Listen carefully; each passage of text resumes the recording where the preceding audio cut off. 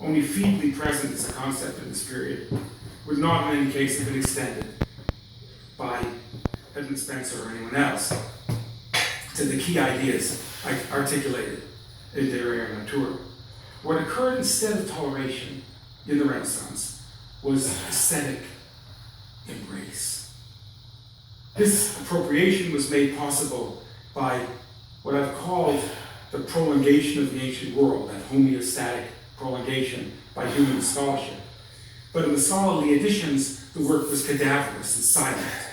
It came truly alive in moments such as the one that we've just glimpsed in Faerie Queene. A brilliant stitching of the alien thing into a new body. A triumphant saving. Unbelievably depressed.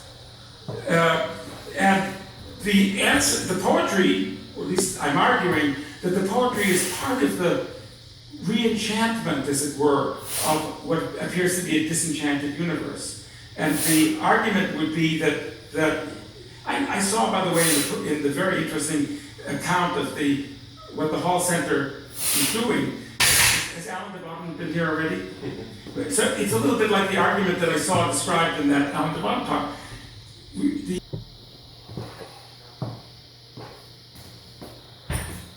what the airline code is for Washington, D.C.? Just a minute.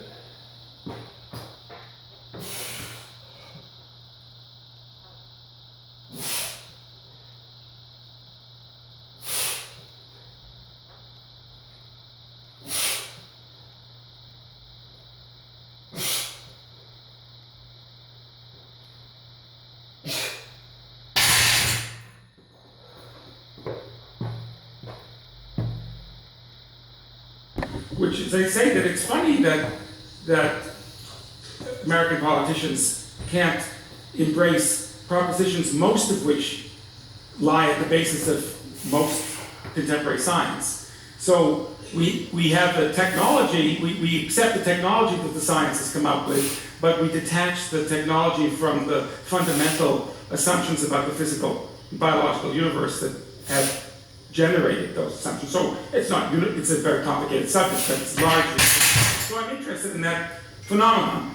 And I'm interested in the fact that there are places in effect of cultural transmission that depends not only on speech, but also on a more durable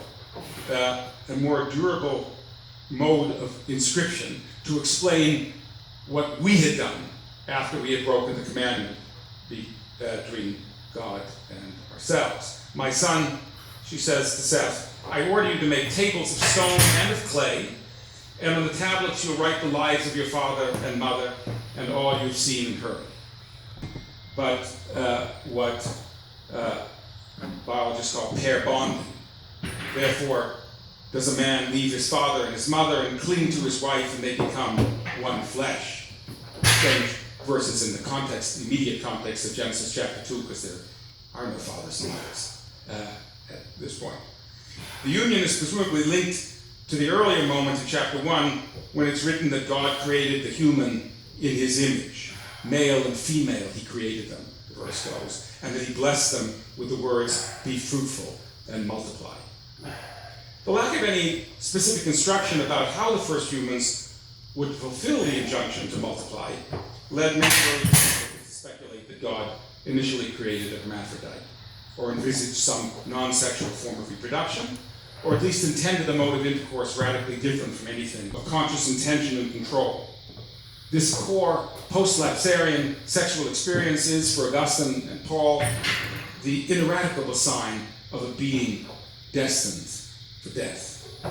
And with this destiny, as the apocryphal life of Adam and Eve suggests, with this destiny comes the impulse, both possibility and compulsion, to tell a life story. Biology has long had at its center its own strong version of the idea of a separate law in the members. And I'm speaking this way because I'm highly aware of the fact that I'm addressing, in talking to the Royal Danish Academy, a group not only of literary scholars and humanists, but over, as I saw this afternoon, to the other side of the room, where the scientists sit. uh,